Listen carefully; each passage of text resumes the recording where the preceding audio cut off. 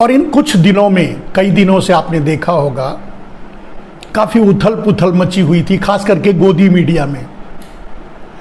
गोदी मीडिया का उथल पुथल तो आप समझते हैं, गोदी मीडिया में क्यों उथल पुथल रहेगी। तो गोदी मीडिया का उथल पुथल इसलिए था कि कांग्रेस कर्नाटक तो जीत गई है, लेकिन वहाँ के मुख्यमंत्री कौन होंगे, कब होंगे, क्या वहाँ फिर से भारतीय जनता पार्टी को तोड़फोड़ करने का चांस मिलेगा। इन आशाओं में जो गोदी मीडिया यानी सुपारी मीडिया में जो बातें हो रही होंगी, उसका तात्पर्य ये था। लेकिन ऐसा कुछ होने वाला नहीं है, ऐसा कोई चांस अब भारतीय जनता पार्टी को नहीं मिलेगा। और आपने देखा कि अब तो सरकार बनने जा रही है।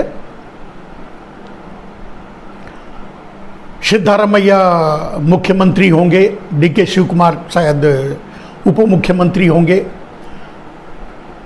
तो गोदी मीडिया की जो परेशानी थी, सुपारी मीडिया की जो परेशानी थी, धीरे धीरे और बढ़ गई, खत्म नहीं हो गई।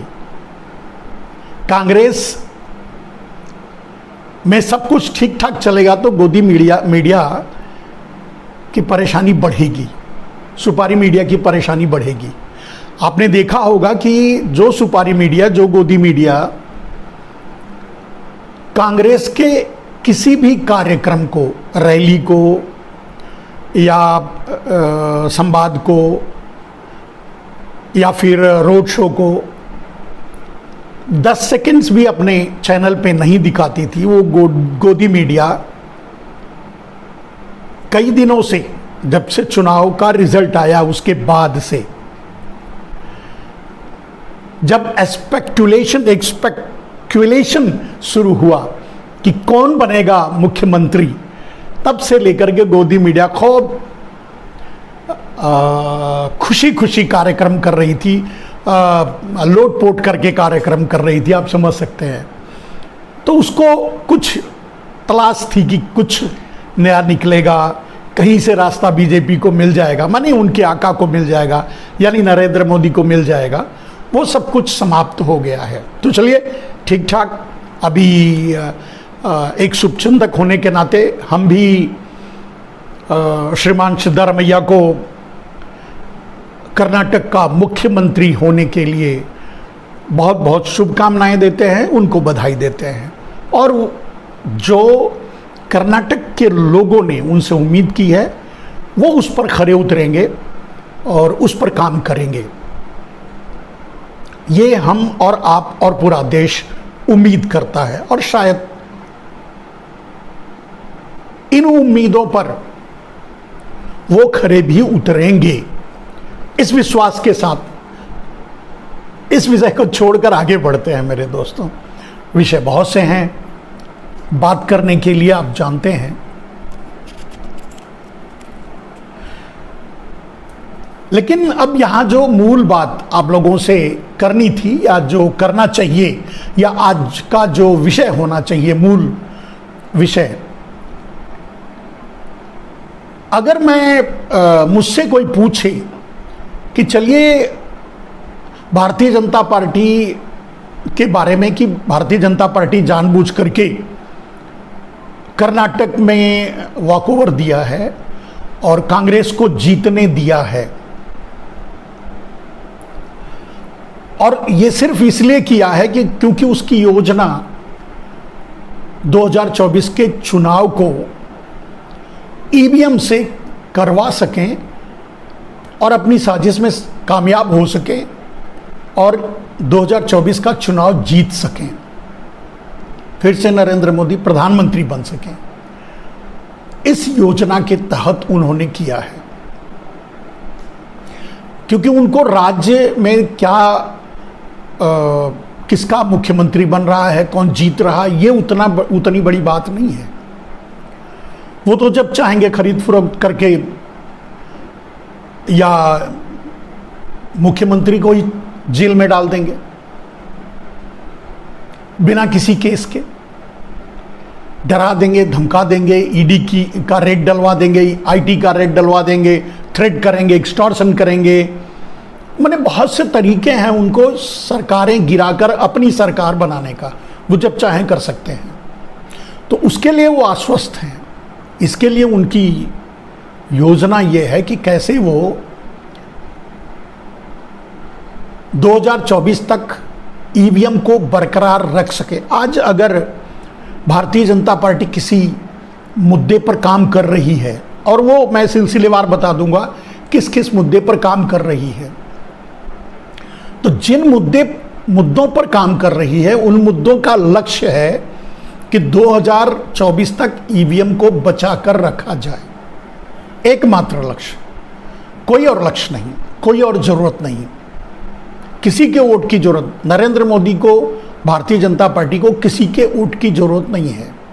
वो बिना वोट के ही चुनाव जीत लेते हैं, सरकारें बना लेते हैं, बिना एमएलए के सरकारें बना लेते हैं, बिना विधायकों के सरकारें बना लेते हैं, बिना वोट के वो चुनाव जीत लेते हैं।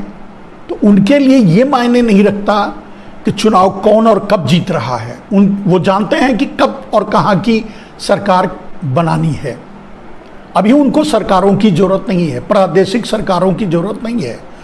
उनको प्रादेशिक सरकारों की जरूरत पड़ेगी 2024 के बाद, जिस दिन नरेंद्र मोदी प्रधानमंत्री की गद्दी पर फिर से बैठ जाएंगे। उसके बाद तो वो सब कुछ वही होगा जो अब तक हुआ है, यानी जो 4-5 राज्य उनके हाथ से इन बिटवीन, वही कर्नाटक और हिमाचल प्रदेश गया, आगे राजस्थान, मध्य प्रदेश और छत्तीसगढ़, तेलंगाना, 4 राज्य और आराम से हारेंगे। खैर तेलंगाना वो हारना ही है। राजस्थान में वो चाहे तो जीत सकते हैं और छत्तीसगढ़ में चाहे तो जीत सकते हैं और मध्य प्रदेश में चाहे तो जीत सकते हैं, लेकिन वो चाहेंगे नहीं।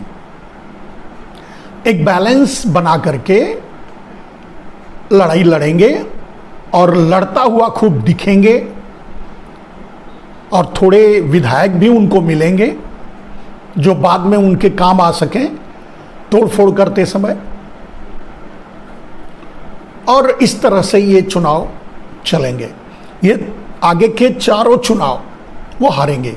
एक में तो हारना ही है, तेलंगाना तो तय है हारना, बाकी रह गया मध्य प्रदेश, छत्तीसगढ़ और राजस्थान, वो हारेंगे। उनकी योजना ही वही है, उसी योजना पर वो काम कर रहे हैं। अभी जो बातें मैंने कही इसको प्रमाण के साथ मैं बता रहा हूं। पहली बात तो ये बता दूं कि वो चाहते तो कर्नाटक जीत सकते थे।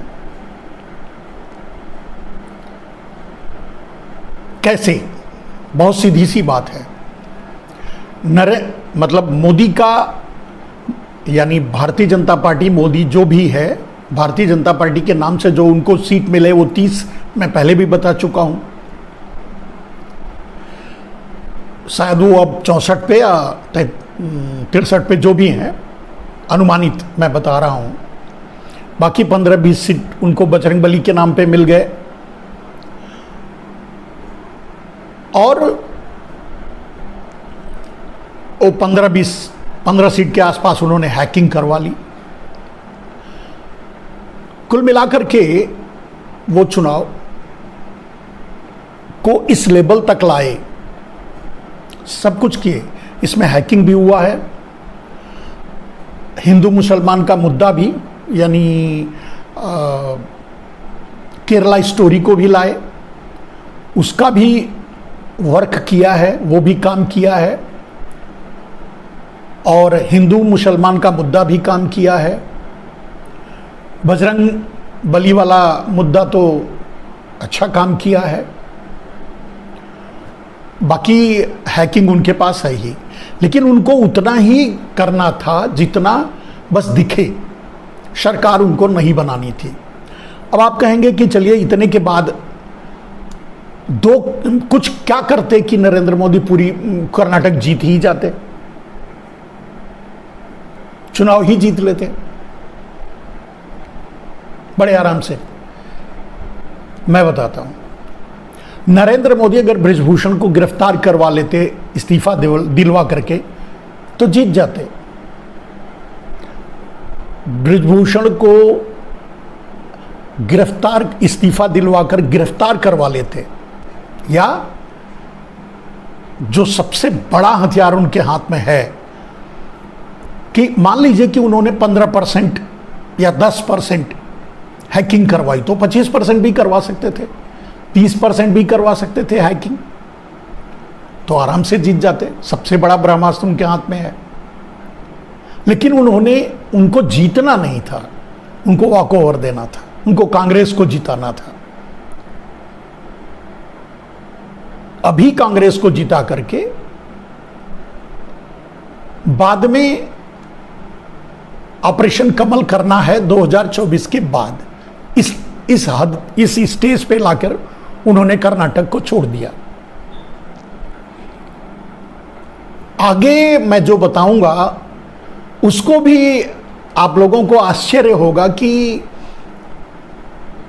कुछ चीजों को आप लोगों को लग रहा होगा कि नरेंद्र मोदी इग्नोर कर रहे हैं या नरेंद्र मोदी एरोगेंट्स हैं। मैं भी यही बात कहता हूं कहने के लिए, वो आगे मैं बताऊंगा आपको। लेकिन अब आगे इनकी योजना क्या है, उस योजना पर ये कैसे काम कर रहे हैं। जो 4 राज्य हैं, दिखना भी चाहिए, इनका एजेंडा चलता भी रहे और ये इनको जीत ना मिले, ये एक हार के कगार पे जाकर के, मतलब जीत और हार के कगार पे जाकर रुक जाएं और कांग्रेस की सरकार बन जाए, यही इनकी योजना है। तो आपने देखा होगा कि कुछ पत्रकार लोगों ने ये मुद्दा उठाना शुरू कर दिया कि सबक मिला है भारतीय जनता पार्टी को, भारतीय जनता पार्टी सुधरेगी, भारतीय जनता पार्टी जो हिंदू मुसलमान के मुद्दे हैं उससे हटेगी। इस तरह की बातें कर रहे हैं कि अब भी भारतीय जनता पार्टी को बुद्धि आ जाए। जो ये सोच रहे हैं वो गलत सोच रहे हैं।